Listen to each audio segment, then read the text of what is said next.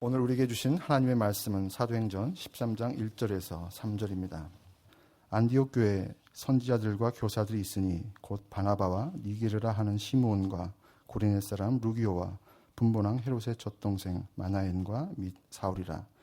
주를 섬겨 금식할 때 성령이 이르시되 내가 불러 시키는 일을 위하여 바나바와 사울을 따로 세우라 하시니 이에 금식하며 기도하고 두 사람에게 안수하여 보내니라. 아멘. 주후 381년에 확정된 니케아 콘스탄티노플 신조는 교회를 하나의 교회, 거룩한 교회, 보편적 교회, 사도적 교회라고 정의했습니다. 교회가 하나의 교회이어야 한다고 하는 것은 에베소서 4장 5절에서 6절의 정언처럼 우리 믿음의 대상이신 하나님께서 한 분이시기 때문입니다. 주도 한 분이시요 믿음도 하나요 세례도 하나요 하나님도 한 분이시니 곧 만유의 아버지시라. 만유 위에 계시고 만유를 통일하시고 만유 가운데에 계시도다. 교회가 하나이어야 한다는 것은 교회의 숫자나 형태가 하나이어야 함을 의미하지 않습니다. 이 땅에는 수없이 많은 교회들이 있을 수 있고 또 많은 교파들이 있을 수 있습니다. 그러나 교회의 믿음의 대상은 오직 한 분이신 삼위일체 하나님 한 분이시어야만 합니다. 교회가 거룩한 교회이어야 하는 것은 교회의 주인 되시는 주님께서 거룩하시고 또 십자가 위에서 우리의 죄값을 대신 치러주신 예수 그리스도 안에서 우리가 거룩한 성도로 부르심을 입은 사람들이기 때문입니다. 사도 바울은 고린도전서 1장 2절에서 고린도 교회를 가리켜 그리스도 예수 안에서 거룩하여지고 성도로 부르심을 입은 사람들이라고 정언했습니다. 교회는 곧 거룩한 성도로 부르심을 입은 사람들의 모임인 것입니다. 우리도 서로 성도님이라고 호칭하지 않습니까? 성도는 거룩한 사람이라는 의미입니다. 우리가 정말 본래부터 거룩했기에 서로 성도라고 호칭하는 것입니까? 그렇지 않습니다. 우리는 본래 흉측한 죄인들이었습니다. 그러나 하나님께서 예수 그리스도 안에서 우리를 의롭다고 인정해 주시고 우리를 거룩한 성도로 불러주셨기에 우리는 서로 성도라고 부를 수 있습니다. 그러므로 우리는 진정한 성도다운 거룩한 삶을 살아야 할 의무를 지닌 사람들입니다. 하나님께서 우리를 거룩한 성도로 불러주신 것은 우리로 하여금 예수 그리스도 안에서 세상과 구별된 거룩한 삶을 살게 해주시기 위함이기 때문입니다. 교회와 그리스도인의 힘은 거룩한 삶에서 나옵니다. 교회가 거룩함을 지닐 때에만 세상을 새롭게 할 수 있는 이유가 바로 여기에 있습니다. 교회가 사도적인 교회이어야 한다고 하는 것은 교회는 사도들이 전해준 말씀 위에 세워져야 한다는 의미입니다. 에베소서 2장 20절의 정언입니다. 너희는 사도들과 선지자들의 터 위에 세우심을 입은 자라. 그리스도 예수께서 친히 모퉁이 돌이 되셨느니라. 사도들과 선지자들의 터, 다시 말해 그들이 전해준 말씀 위에서만 교회는 교회일 수 있다는 것입니다. 주님의 말씀이 아니고는 교회의 주인이요 머리요 모퉁이돌 되시는 예수 그리스도와 연결될 수가 없습니다. 다른 사람의 말로는 안 됩니다. 오직 예수 그리스도의 말씀만이 우리를 주님과 연합시켜주는 못이요 우리로 하여금 거룩한 성도답게 살도록 우리를 이끌어주는 연장이 됩니다. 그러므로 하나님의 말씀을 전하는 사람은 자신이 말씀의 주인이 아닌 말씀의 도구임을 잊지 말아야 하고, 말씀을 듣는 사람은 말씀을 전하는 사람이 아니라 말씀을 전하는 사람이 전하고자 하는 말씀에 집중해야만 합니다. 다시 말씀드리면, 말씀을 전하는 사람은 스스로 우상이 되지 않도록 끊임없이 자기를 가리고 부인해야 하고, 말씀을 듣는 사람은 달을 가리키는 사람의 손가락이 아니라 그 사람의 손가락이 가리키는 달을 보기 위해서 훈련해야 합니다. 이것이 결여될 때 교회는 특정인의 교회로 전락하는 예를 우리는 너무나도 자주 목격하고 있습니다. 보편적인 교회는 에클레시암 카톨리캄, 즉 가톨릭 교회란 의미입니다. 그러나 로마 천주교가 이미 가톨릭 교회로 불리고 있기 때문에 개신교에서는 천주교와 구별하기 위해서 가톨릭이라는 용어를 유니버살이라는 단어로 바꾸어서 사용하고 있습니다. 그러나 가톨릭 처치든 유니버설 처치든 그 의미는 동일하게 보편적 교회라는 의미입니다. 보편적 교회란 인종, 국적, 나이, 직업, 학력, 재산 정도, 신분, 출신에 상관없이, 다시 말해서 남녀노소, 빈부, 귀천을 막론하고 모든 사람을 위한 교회가 되어야 한다는 것입니다. 요한복음 3장 16절의 증언입니다.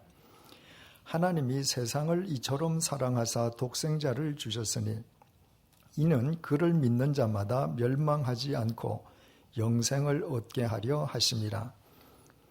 교회의 주인 되시는 주님께서는 어떤 특정인만을 위해서 이 땅에 오신 것이 아니었습니다. 특정인을 위해 십자가를 지신 것도 아니었습니다. 주님께서는 만민을 위해서 이 땅에 오셨고 또 만민을 위해 십자가를 지셨습니다. 그러므로 그분을 주인으로 모신 교회가 만민을 위한 보편적 교회가 되어야 한다고 하는 사실에는 그 어떤 이의의 여지도 있을 수 없습니다. 하지만 교회가 보편적인 교회가 되어야 한다는 것은 말처럼 쉬운 일인 것은 결코 아닙니다. 미국에는 백인 전용 교회가 있는가 하면 흑인 전용 교회가 따로 있고 교회에 따라서 교인의 자격을 심사하는 교회도 있습니다. 우리나라라고 해서 예외인 것은 아닙니다. 자신이 다니는 교회를 가리켜서 우리 교회는 엘리트들만 나오는 수준 높은 교회라고 자랑하는 그리스도인들도 있습니다. 그것은 자신이 다니는 교회가 보편적 교회가 아님을 스스로 증명하는 것과 같습니다. 21세기를 살아가고 있는 오늘날에도 보편적인 교회를 이루는 것이 쉬운 일이 아니라면 하물며 2000년 전에야 두말해 무엇하겠습니까? 2000년 전 로마 제국은 철저한 계급 사회였습니다. 주인과 노예가 있었고 귀족과 천민이 나누어져 있었습니다. 그런데 노예와 주인이, 귀족과 천민이 아무런 차별 없이 한데 어우러져서 보편적인 교회를 이룬다고 하는 것은 그 당시로서는 가히 혁명적인 일이었습니다. 현실적으로는 실현 불가능한 일과 같았다는 말입니다. 그렇다고 해서 그것이 실제로 불가능했던 일이었던 것은 결코 아니었습니다. 바울과 바나바가 대흉년을 당한 예루살렘 교회에 안디옥 교회의 구제금을 전해주는 임무를 마친 뒤에 청년 마가를 데리고 안디옥으로 귀환함으로써 사도행전 12장은 끝이 났습니다. 그리고 오늘부터 막이 오르고 있는 사도행전 13장의 1절이 이렇게 시작됩니다. 안디옥 교회에 선지자들과 교사들이 있으니 곧 바나바와 니게르라 하는 시므온과 구레네 사람 루기오와 분봉왕 헤롯의 젖동생 마나엔과 및 사울이라. 본문은 안디옥 교회의 교사들과 선지자들, 즉 안디옥 교회의 지도자 그룹의 명단을 밝혀주고 있습니다. 안디옥 교회의 지도자 그룹은 5명으로 구성되어 있었습니다. 첫 번째 인물은 바나바로서 그는 유력 가문 출신의 레위인, 다시 말해 정통파 유대인이었습니다. 두 번째 인물은 니게르라 하는 시므온이었습니다. 본문은 그 시므온의 연령이나 직업이나 학력 정도에 대해서는 그 어떤 정보도 제공해 주지 않습니다.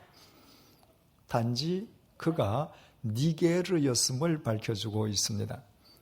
라틴어 니게르는 검다는 뜻으로 여기에서 파생된 단어 니그로가 바로 흑인입니다.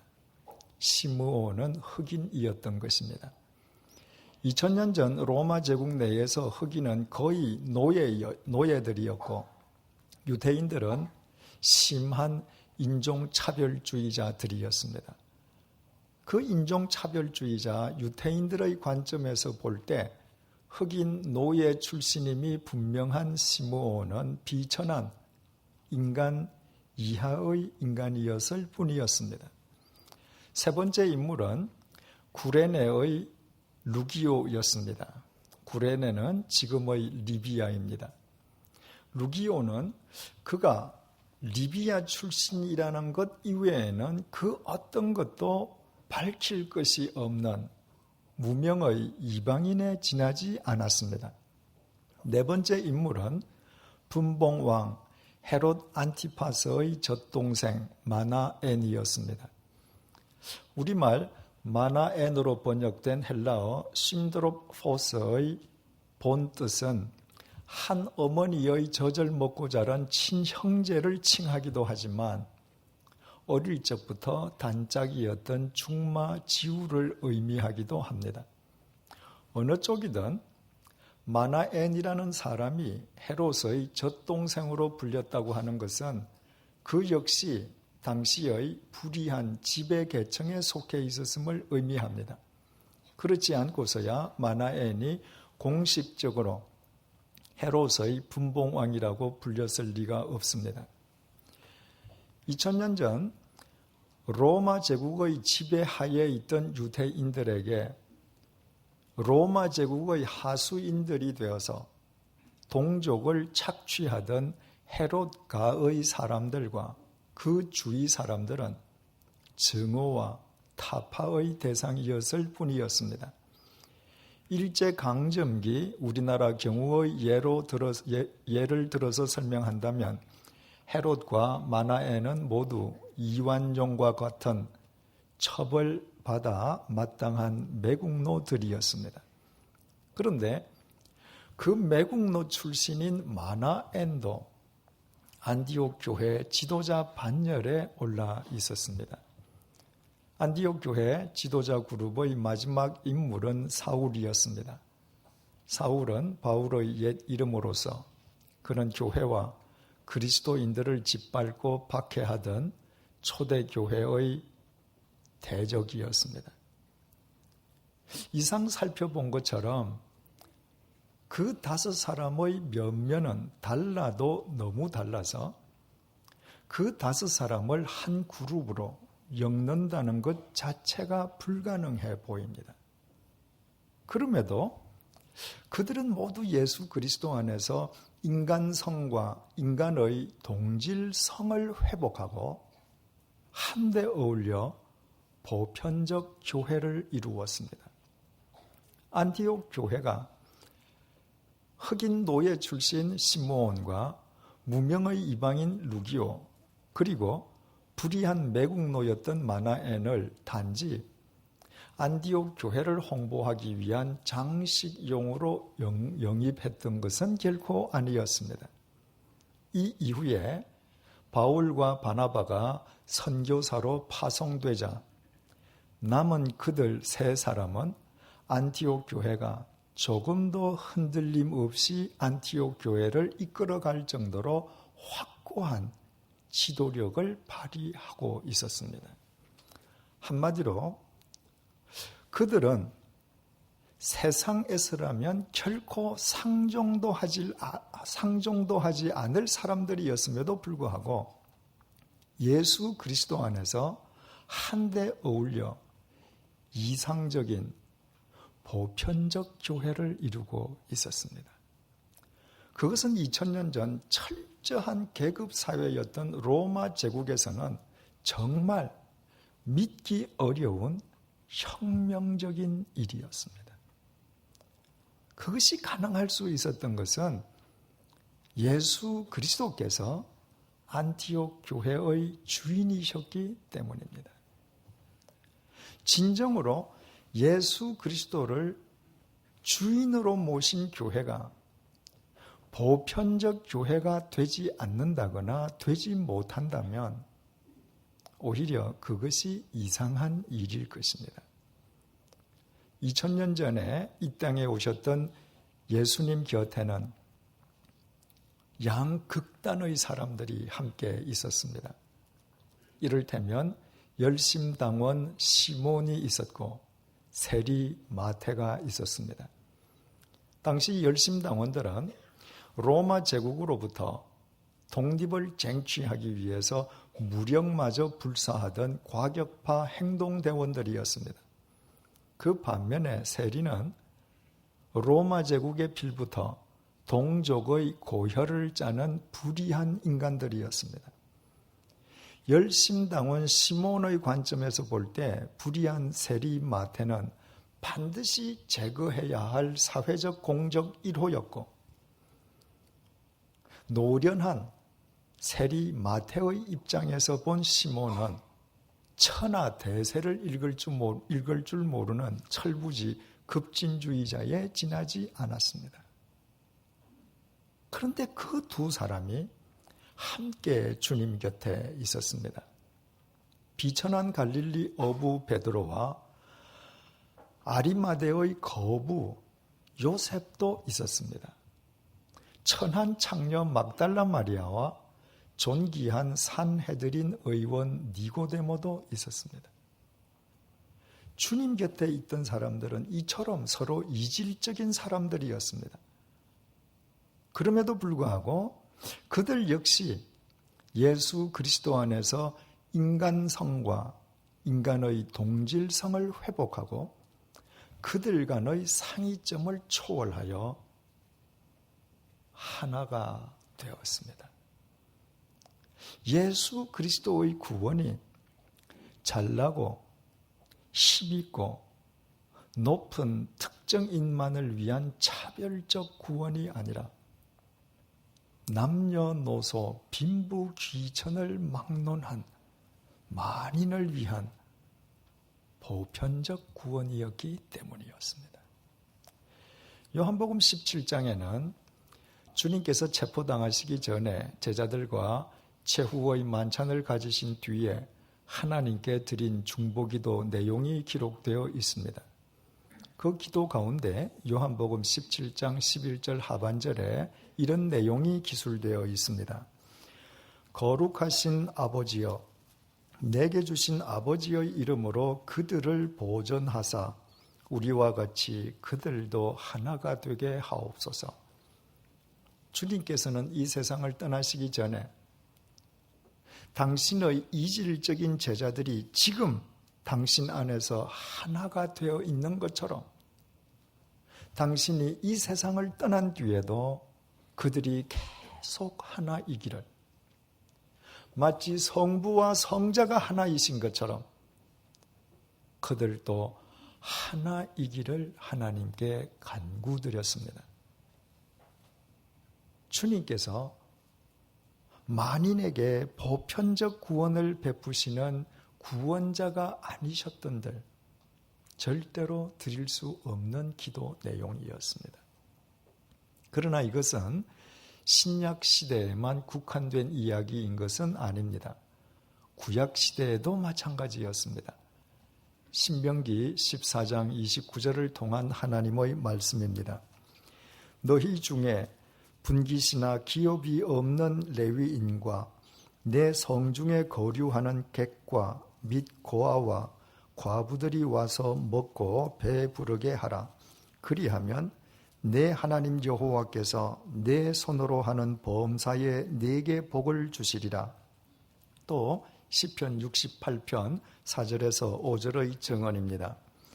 하나님께 노래하며 그의 이름을 찬양하라. 하늘을 타고 광야에 행하시던 일을 위하여 대로를 수축하라. 그의 이름은 여호와이시니 그의 앞에서 뛰놀지어다. 그의 거룩한 처소에 계신 하나님은 고아의 아버지시며 과부의 재판장이시니라. 예나 지금이나 사람들은 힘없고 가난하고 불쌍한 사람들을 업신여깁니다. 그러나 사람들과는 달리 하나님의 관심 속에는 나그네, 고아, 과부와 같은 불쌍한 사람들이 당연히 포함되어 있었습니다. 그러므로 수준과 처지와 형편이 다른 사람들끼리만 모여서는 아무리 노력해도 보편적 교회가 이루어질 수 없습니다.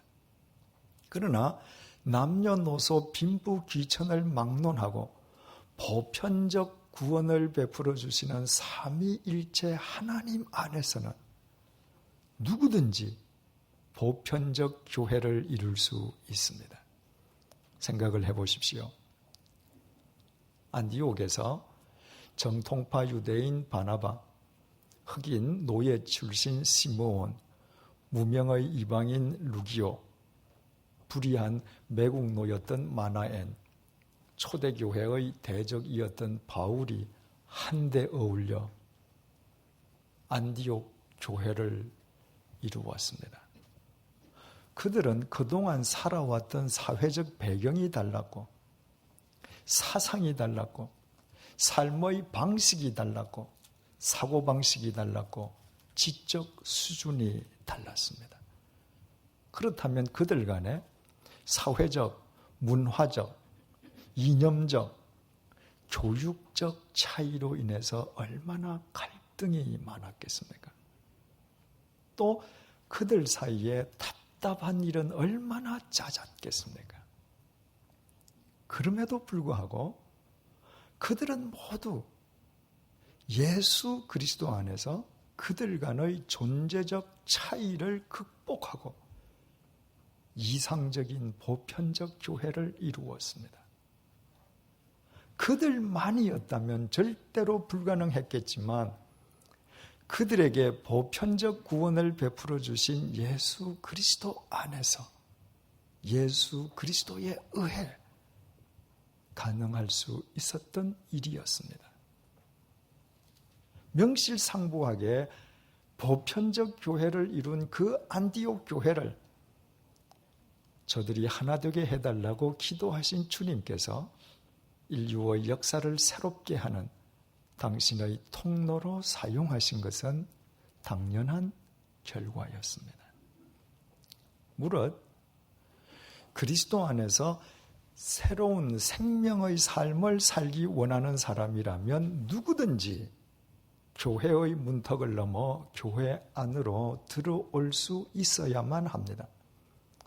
사기꾼도 들어올 수 있어야 하고 술주정뱅이, 거짓, 강도, 독재자도 들어올 수 있어야만 합니다.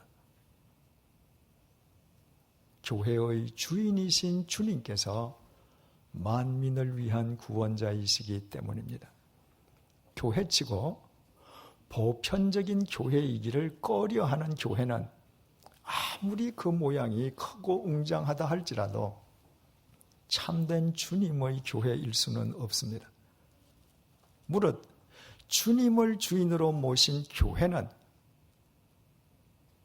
남녀노소 빈부귀천이 차별 없이 한데 어울리는 보편적 교회가 되어야만 합니다. 그러나 거기에는 반드시 대전제가 있습니다. 교회는 제도나 건물이 아닙니다. 교회는 예수 그리스도를 자기 인생의 주인으로 모신 사람들, 주님으로부터 거룩한 성도로 부르심을 입은 사람들의 모임입니다. 그러므로 한 교회가 보편적인 교회가 되기 위해서는 그 교회를 이루고 있는 교인들이 먼저 보편적인 그리스도인이 되지 않으면 안 됩니다. 우리는 오늘도 사도신경으로 우리의 신앙을 고백하면서 우리는 거룩한 공회를 믿는다고 하나님께 고백드렸습니다. 그 공회가 바로 에클레시암 카톨리캄, 보편적 교회라는 의미입니다. 우리는 매 주일마다 사도신경을 통해 우리가 속해 있는 100주년 기념교회가 보편적 교회가 되어야 함을 믿는다고 하나님께 고백드리고 있는 것입니다. 그것은 바꾸어 말씀드리면 100주년 기념교회가 보편적인 교회가 될 수 있게끔 100주년 기념교회를 이루고 있는 내가 먼저 보편적인 그리스도인이 되겠다는 결단의 고백인 것입니다. 그리스도인들을 색출, 연행, 투옥시키기 위해서 다메섹 원정에 나섰던 바울이 바로 그 다메섹 도상에서 주님의 부르심을 받았습니다. 그러나 그 순간 그를 사로잡았던 주님의 빛에 의해 바울은 그만 실명하고 말았습니다. 주님께서 다메섹에 살고 있는 아나니아라고 하는 사람에게 바울을 찾아가서 바울이 세상을 다시 볼 수 있게끔 안수해 줄 것을 명령하셨습니다. 아나니아는 교회를 핍박하고 그리스도인들을 짓밟던 바울의 전력을 주님께 일러 바치면서 바울을 찾아가기를 꺼려했습니다. 그때 주님께서 바울에게 사도행전 9장 15절을 통해 이렇게 말씀하셨습니다. 가라, 이 사람은 내 이름을 이방인과 임금들과 이스라엘 자손들에게 전하기 위하여 택한 나의 그릇이라. 아나니아가 알고 있는 바울은 분명히 폭도였음에도 불구하고 주님께서 바울을 가리켜 내가 택한 나의 그릇이라는 말씀을 듣고 바울은 자신의 뜻을 접은 뒤에 바울이 세상을 다시 볼 수 있도록 그를 찾아가서 그를 도와주었습니다.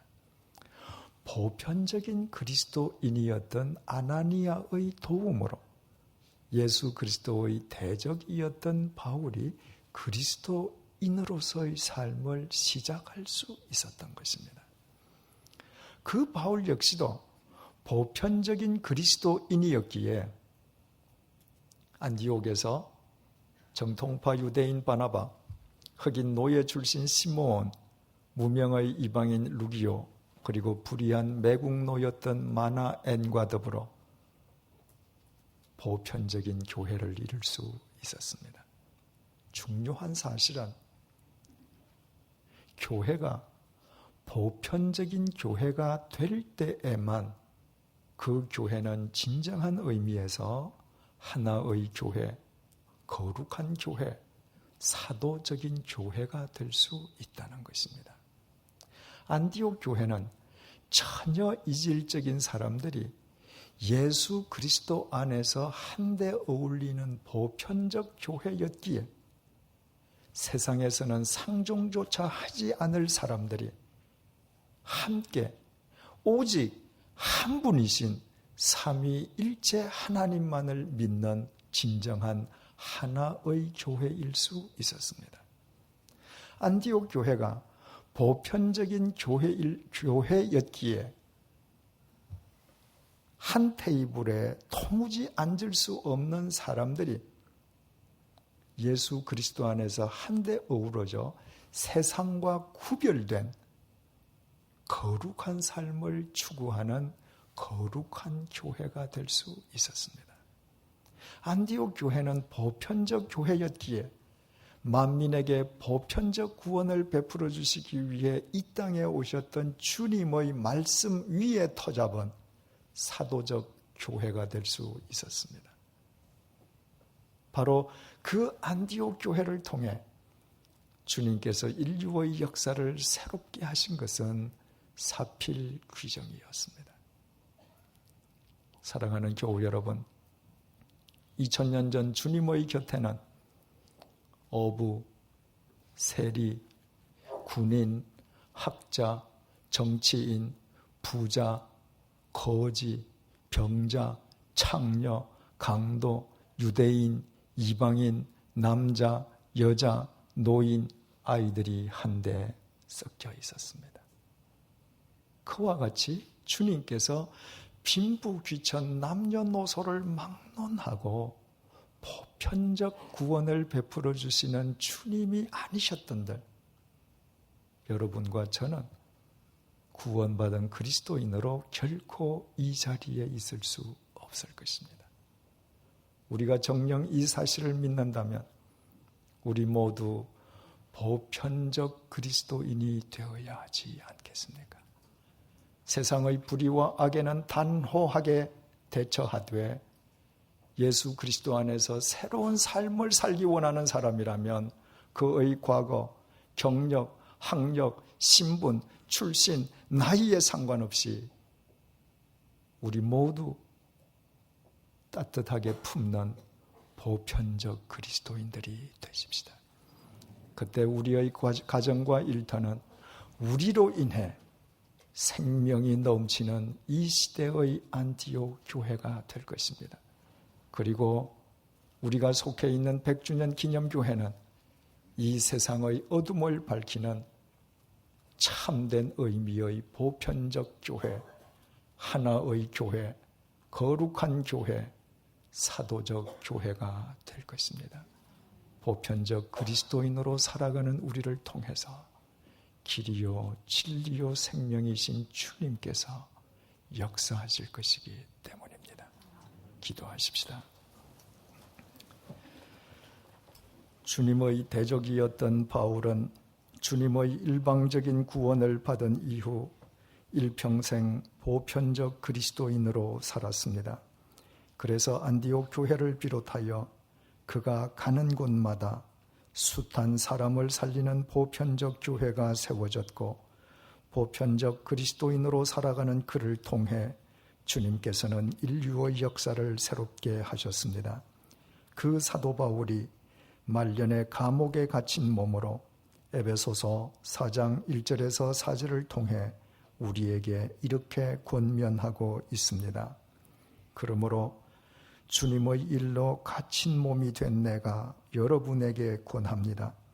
하나님께서 여러분을 불러주셨으니 그 불러주신 뜻에 합당하게 살아가십시오. 언제나 겸손함과 온유함을 지니십시오. 사랑으로 서로 용납하면서 오래 참으십시오. 여러분은 성령이 여러분을 평화의 띠로 묶어서 하나가 되게 해주신 것을 힘써 지키십시오.